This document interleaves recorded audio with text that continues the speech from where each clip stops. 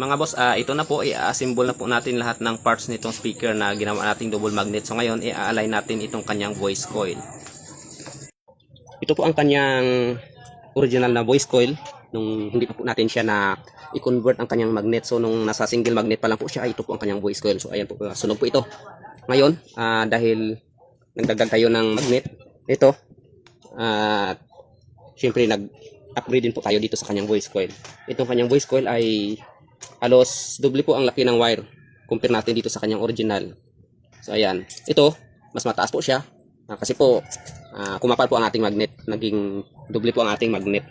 Tapos ang height po nitong ating voice coil ay bakit naging ganito siya kataas? Dahil po sa hinabol po natin ang resistance na 8 ohms. So ganyan po na naging ganyan po siya kataas. Tipo gaya nitong original ay ayan, mababa lang po siya kasi mas maliit po ang wire nito na ginamit. Kaysa dito sa in-upgrade natin, mas malaki na po ang magnetic wire. Tapos mas makapal na po na fiber ang ginamit natin. So ito, tingnan nyo mga boss. So ayan, bagsak po siya hanggang sa baba. So ganda po ng pagkagawa ng ating voice coil. So simulan na po natin mga boss ang pag-align. So magsimula po tayo sa paglagay ng rugby dito sa ating cone. So nakapaglagay na pala ako mga boss ng rugby dito sa ating frame kasi dapat po ay nauna po nating nalagyan ng rugby ang ating frame kasi metal po yan. Dapat po mas nauna po natin yan siya na pinapatuyo. Tapos ito, ngayon naglalagay na po tayo ng rugby sa ating damper. Isusunod na po natin ang pag-align nitong ating voice coil. So ayan, naglagay po tayo ng spacer para yan po ang sundin na space nitong ating voice coil. Ang nilagay po natin na spacer.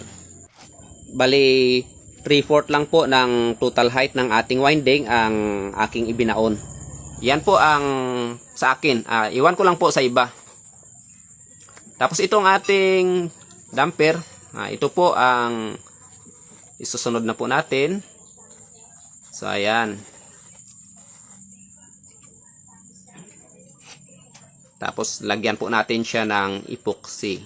So tandaan po dito sa connection nitong ating voice coil at nitong ating damper ay dapat po ay epoxy. So Pioneer Special Formulation epoxy pa rin po ang gamit natin. So ito mga boss, para hindi tutulo sa ibaba ay kailangan po na pinainit nyo po muna ito. Pinapainitan ito ng hot air o di kaya pinapainitan kunti ng apoy gamit ng kandila. So ayan, tapos sunod na po itong ating cone. So subwoofer na cone pala dito mga boss ang ginamit ko kasi ito lang po ang available. Tapos okay rin naman po ito kasi double magnet naman itong ating speaker. So malalim po itong magnet, hindi po ito sa salpak. Mas maganda nga po ito kasi yun ang main purpose natin itong ating speaker na ito, for low frequency.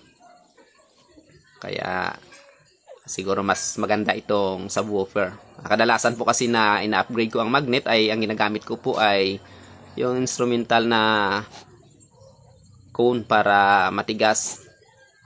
So hindi gaya nito na rubber ang surround.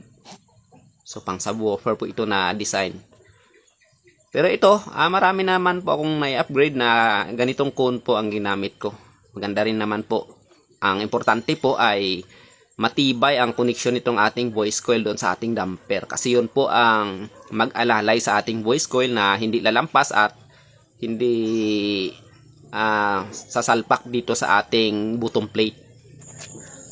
Sunod-sunuran lang naman po kasi itong ating cone sa movement ng ating voice coil. Ang mahalaga po ay matibay ang kapit ng ating damper dito sa ating coil. Kaya nga po ang ating damper ay doble po yun. So ito, patapos na ang ating in-upgrade na 12 inches speaker. Ngayon ay ilagay na po natin itong kanyang rubber edging.